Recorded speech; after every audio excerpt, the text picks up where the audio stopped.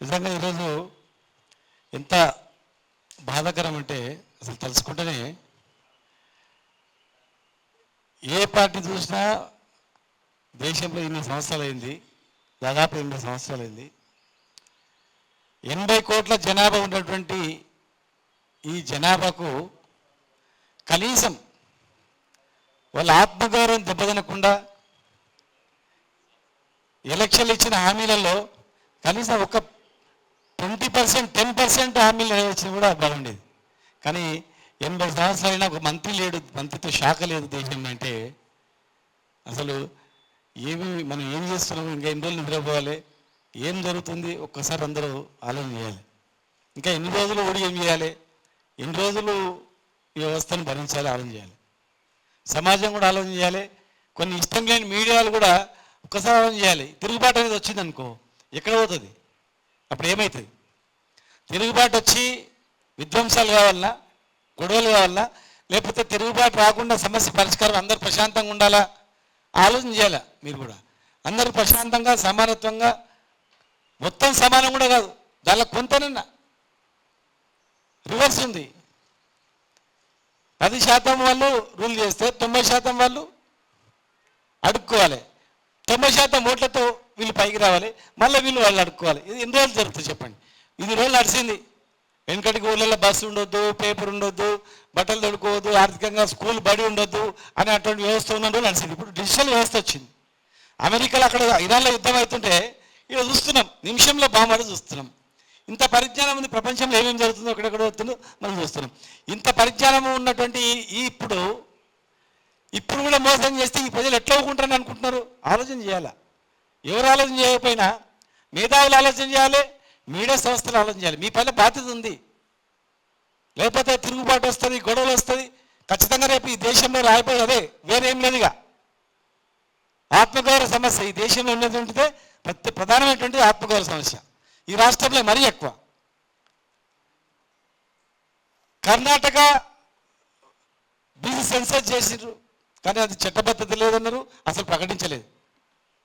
ఇంకా పంజాబ్లో కానీ బీహార్లో కానీ కేవలం ఒకే ఒకటి తమిళనాడులో మాత్రమే రిజర్వేషన్ అమలవుతా ఉంది. తమిళనాడులో వాళ్ళు పద్ధతి ప్రకారం చేసిండ్రు, రాజ్యాంగ సవరణ వరకు వెళ్ళిండ్రు. సుప్రీంకోర్టులో కేసును ఏం చేయలేకపోతారంటే ఒక ప్రొసీజర్ ప్రకారం వెళ్ళి అక్కడ బీసీ సెన్సస్ చేసింది.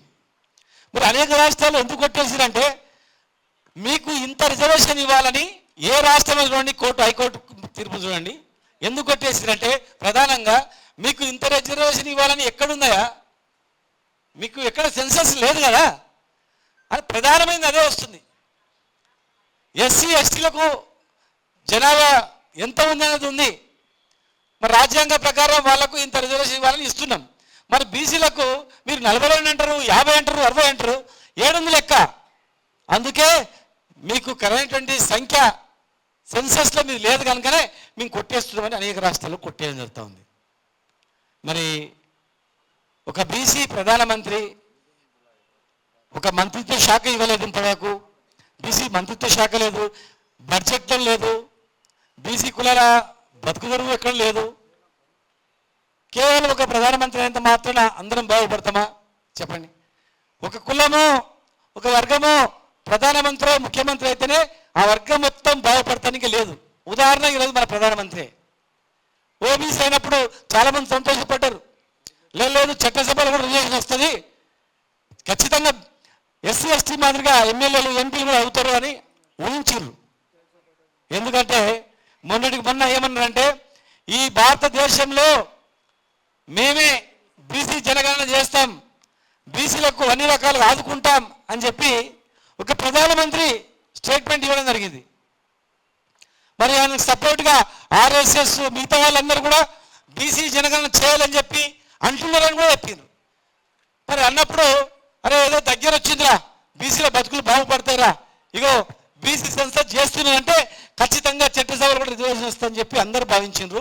అన్ని రాష్ట్రాలు కూడా ఖచ్చితంగా ఇది అమలు అవుతుంది, చట్టసభలు వచ్చిన తర్వాత మొత్తం దేశమే మారిపోతుంది అనుకున్నాం. మనం ఇవాళ పూల విగ్రహాలు పెడతా ఉన్నాం మహాత్మా జ్యోతిబా ఫులే. ఎందుకంటే మహాత్మా జ్యోతిబా ఫులే అంబేద్కర్ కన్నా ముందు రిజర్వేషన్స్ ఉండాలి, అప్పుడే వీళ్ళు బాగుపడతారని చెప్పి వారు అన్నారు. ఆయనకు ఆదర్శంగా బాబాసాహెబ్ అంబేద్కర్ రాజ్యాంగం రాసిండు. ఉట్టి రిజర్వేషన్ ఇవ్వాలని చెప్తేనే పూల విగ్రహాలు ప్రతి జిల్లా కేంద్రంలో ఉన్నాయంటే మరి రేపు భవిష్యత్తులో మహాత్మా గాంధీ పూలకు మించి నరేంద్ర మోడీ విగ్రహాలు ప్రతి గ్రామంలో వెలిసే రోజులు వచ్చినాయి. ఎందుకంటే ఖచ్చితంగా చట్టసభలు కూడా రిజర్వేషన్ ఇస్తాడు, బీసీ రిజర్వేషన్ ఇస్తాడు, మరి సెన్సస్లో పొడిచిండు అని అనుకున్నారు అందరు మేధావులు. కానీ ఇవాళ అర్థమైంది ఏంటంటే అదంతా ఉట్టి గుండు సున్నా, ఇవన్నీ బేకార్ అనేది అర్థమైపోయింది. కేవలం బీసీలను మోసం చేయడానికి అనేక రాష్ట్రాలు ఎలక్షన్స్ అవుతున్నాయి కనుక ఆ సందర్భంలో 5-6 రాష్ట్రాలు ఎలక్షన్స్ అవుతున్నాయి కనుక ఆయా రాష్ట్రాల్లో ఉన్నటువంటి బీసీలను లోపరుచుకోవడానికి, బీసీల ఓట్లను ఆకట్టుకోవడానికి మాత్రమే వీళ్ళు బీసీ జనగణన చేస్తామని చెప్పినది ఇప్పుడు మనకు అర్థమైంది. ఎందుకంటే ఇంతవరకు చేయలే. వాళ్ళు అన్నారు ఎందుకు చేయలేదు, ₹1 ఖర్చు కాదు కదా, ఒక కాలం పెడితే అయిపోతుంది. బీసీల కుటుంబాలు బీసీ సంఖ్య ఎంత కాలం పెడితే అయిపోతుంది. ప్రతి ఇంటికి పోతారు, ప్రతి కుటుంబాన్ని అడుగుతారు. మరి ప్రతి కుటుంబాన్ని అడిగినప్పుడు నువ్వు బీసీ కుటుంబాలు బీసీల సంఖ్య అడిగితే ఈజీగా వచ్చేస్తుంది. కొత్త ఇవ్వాల్సిన అవసరం లేదు, ₹1 ఖర్చు పెట్టాల్సిన అవసరం లేదు. చిన్న 2 వర్డ్స్ అక్కడ బీసీ ఎస్సీ ఎస్టీ అబ్లిక్ పెట్టినప్పుడు బీసీ అని పెడితే సరిపోతుంది. ఇక చూడండి ఈ గజెట్ చూడండి ఎంత దుర్మార్గంగా ఈ గజెట్ ఉందంటే, ఈ గజెట్లో ఉన్నటువంటి అంశాలు చూస్తే నిజంగా ప్రతి ఒక్కరు పౌరుషం ఉన్నాడు ఎవరికే కానీ నిజంగా ఏం చేయాలరా, ఎట్ట తిరుగుబాటు చేయాలరా అనేటువంటి ఆలోచన వస్తుంది. ఇంత మోసమా, ఇంత దగానని. ఇందులో ఏమి ఇచ్చారు, బాత్రూమ్ ఉందా లేదని ఇచ్చారు, ఏ టైప్ ఆఫ్ బాత్రూమ్ ఉందని ఇచ్చిండు, కింద కూర్చోడు ఉందా పైన కూర్చోడు ఉందా అని, బాత్రూంలో నీళ్ళు ఎక్కడి నుంచి వస్తామని ఇచ్చిండు, బాత్రూమ్ అవుట్లెట్ ఉందా అని ఇచ్చిండు అడుగుతున్నాడు, స్నానం చేయడానికి గది ఉందా అని అడుగుతున్నాడు, స్నానం చేయడానికి గదికి ఏం నీళ్ళు వాడుతున్నాడు అడుగుతున్నాడు, డ్రింకింగ్ వాటర్ సోర్స్ అడుగుతున్నాడు, మెయిన్ పైప్ లైన్ ఎక్కడి నుంచి వస్తుంది అడుగుతున్నాడు. నువ్వు బాత్రూమ్లో అడుగుతున్నావు, బాత్రూంలో స్నానాలు చేసినాడు అడుగుతున్నావు, ఇంటి పైకి పడుతున్నావు, కింద బండలు వేసినావా సిమెంట్ వేసినావా అని అడుగుతున్నావు, మరి కుటుంబాల సంఖ్య కూడా అడుగుతున్నావు.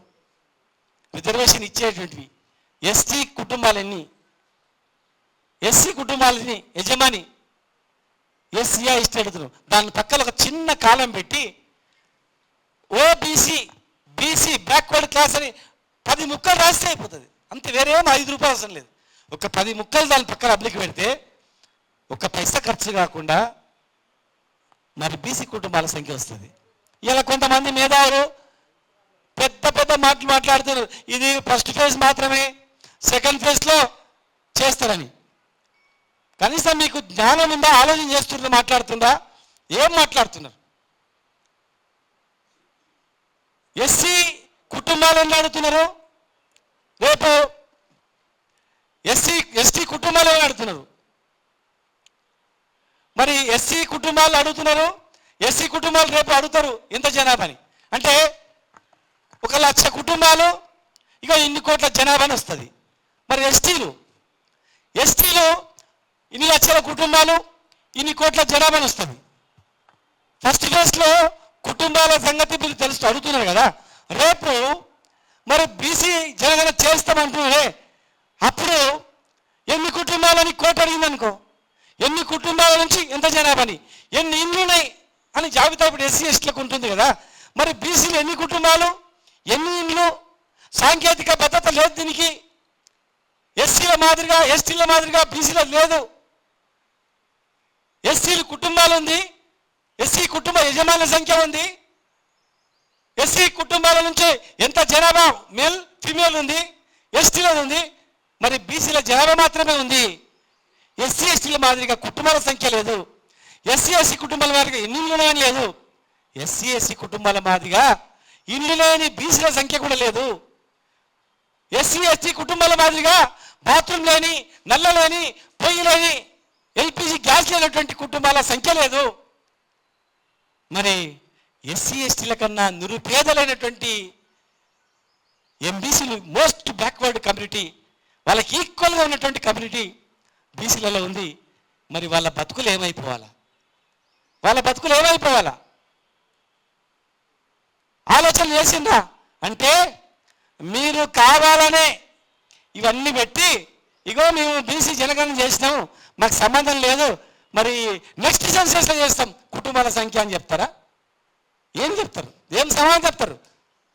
మీరు కోర్టు తీర్పు చూసుకొని ఫ్యూచర్లో మళ్ళీ కోర్టుకు పోయినా కూడా ఇబ్బంది కాకుండా చేయాలనే ఆలోచన ఉందా లేదా? ఎస్సీ ఎస్టీల మాదిరిగా ఇబ్బంది కలగకుండా వీళ్ళని కూడా ఆదుకోవాలని చెప్పి ఉన్నదా లేదా? ఆలోచన చేయాలి మన అందరం కూడా. ఇదంతా కూడా కావాలని అక్కడ ఉన్నటువంటి బీసీలకు రిజర్వేషన్ వద్దనుకున్నటువంటి వర్గం ఒత్తిడితో తెలివితో కొంతమంది అధికారులు కేంద్రంలో ఉన్నటువంటి రాజకీయ నాయకులు కలిసి ఇది ఒక వెన్నుపోటు మాదిరిగా పొడుస్తూ ఉన్నారు. వీళ్ళు బాగుపడకుండా, ఆర్థికంగా బాగుపడకుండా ఛాలెంజ్ చేస్తూ ఉన్నారు.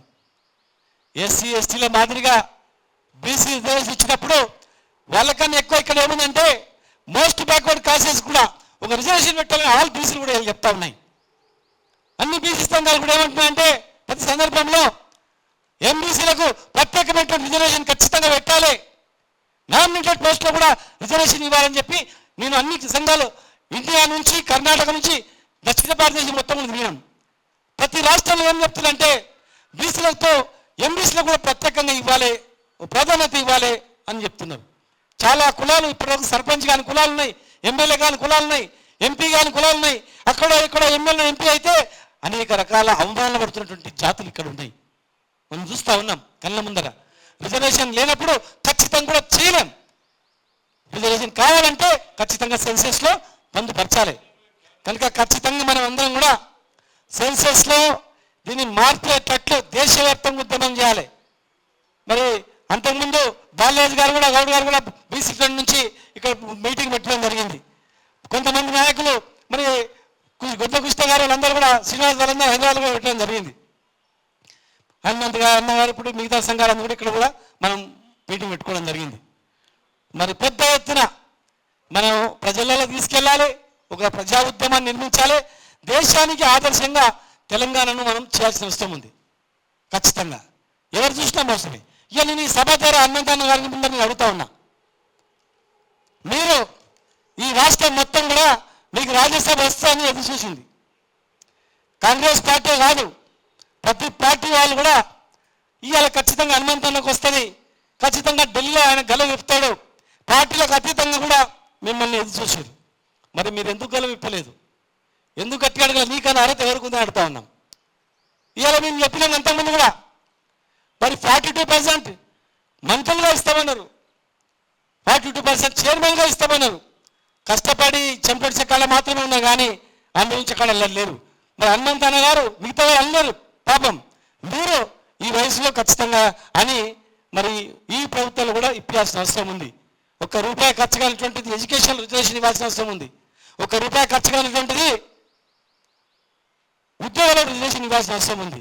మీలాంటి వ్యక్తి గట్టిగా మాట్లాడితే ఇలా మిమ్మల్ని అందరూ కూడా హర్షిస్తూ ఉంటారు, అందరూ అభిమానిస్తారు, మీరు పిలిస్తే అందరూ వస్తారు. కనుక మిగతా వాళ్ళు అనలేరు. మిగతా వాళ్ళు ఎందుకంటే అంటే కచ్చగొడతారు, ఇబ్బంది చేస్తారు ఎవరైనా కూడా. కనుక మీరు గల విప్పాల్సిన అవసరం ఉంది. మేమందరం కూడా మరి మీరు స్టార్ట్ చేస్తే రేపు భవిష్యత్తులో అన్ని పార్టీలు కూడా 42% మంత్రి పదవులు ఇస్తారు, 42% చైర్మన్ పదవులు ఇస్తారు, 42% విద్యా ఉద్యోగాలు ఇస్తారు. మరి రాజకీయం కూడా ఇస్తారు. రేపు అతి ప్రమాదమైంది ఏముందంటే, అతి ప్రమాదమైంది మహిళా రిజర్వేషన్ ఉంది. అతి ప్రమాదమైంది ఒక మహిళా రిజర్వేషన్ ఉంది. మరి మహిళా రిజర్వేషన్ ఉన్నప్పుడు బీసీ రిజర్వేషన్ లేకపోతే మరి మహిళా రిజర్వేషన్లో ఎట్లా వస్తారు? ఉన్న బీసీల సంఖ్య పడుతుంది. ఉదాహరణకు ఒక బీసీ ఎమ్మెల్యే ఉంటాడు, మరి అది ఉన్నదనుకో చాలామంది ఇష్టపడరు. మరి అది ఎక్కడ పోతుంది? ఎవరికి వస్తుంది? అది ఆలోచన చేయండి. సంఖ్యలు పెరిగినా కూడా, డీలిమిటేషన్ అయినా కూడా రిజర్వేషన్ లేకపోతే చాలా ప్రశ్నార్థకంగా అవుతుంది, ఇంకా ఘోరంగా అవుతుంది. రాను రాను తలుచుకోండి ఒకసారి, చాలా ఘోరమైన పరిస్థితి ఉంటుంది. ఉమెన్ రిజర్వేషన్ లేదు, మరి బీసీల చట్టంలో లేదు. మరి రాను రాను రాజకీయ వారసత్వము ఎంత గురించి క్షీణించకపోతుందో మరి సంఖ్య పెరిగినా కూడా లాభం లేదు. కనుక చట్టసభలో కూడా రిజర్వేషన్ ఇవ్వాలని చెప్పి మరి ఈ సభ ద్వారా డిమాండ్ చేయాల్సిన అవసరం ఉంది. ఖచ్చితంగా నిలదీయాల్సిన అవసరం ఉంది. మీరు పెద్ద మనిషి వయసులో ఎంతో అనుభవజ్ఞుడు, మీరు ఎప్పుడో ముఖ్యమంత్రి కావాల్సిన వ్యక్తి, కానీ కేవలం ఈ జాతిలో పుట్టినందుకు ఆ పాపానికి కాలేకపోయినరు, లేకపోతే ఎప్పుడో అయిపోయేవాళ్ళు, ముఖ్యమంత్రి స్థాయి వెళ్ళిపోయేది. అయినా కూడా ఓపికతో, ఒక భీష్ముల్లాగా ఓపికతో, సమయంతో, అరే నేను కొట్లాడితే నా జాతికి నష్టం జరుగుతుంది, ఏదైతే సరి చేద్దాం రా అని చెప్పి 80 ఏళ్ళ వయసులో కూడా మీరు తల్లాడుతూ ఉన్నారు. మనిషి జీవితం ఎవరిని కూడా శాశ్వతం కాదు, చాలా చిన్న జీవితం. ఎన్ని రోజులు బతికినా ఎట్లా బతకడం చాలా ఇంపార్టెంట్. పౌరుషంగా బతకడం అనేది చాలా ఇంపార్టెంట్. భయంతోనే బతితో ఉన్న పనులు ఊసిపోతాయి. ఎక్కడ ఉన్నా ధైర్యంతో అక్కడ ఎదిరిస్తేనే వానికి గౌరవం ఉంటుంది, రేపు భవిష్యత్తు ఉంటుంది. కనుక ఇంత మోసం చేసి ₹1 ఖర్చు కానిటువంటి అంశాన్ని చేర్చకుండా ఇలా మనల్ని చీట్ చేసినందుకు ఖచ్చితంగా మరి అందరం కూడా మనం ప్రజలకు పోవాల్సిన అవసరం ఉంది. ఢిల్లీలో కూడా పెద్ద ఎత్తున మరి ఢిల్లీలో కూడా ధర్నా చేయాల్సిన అవసరం ఉంది. ఒక కార్యాచరణ కూడా మనం ఇవ్వాల్సిన అవసరం ఉంది.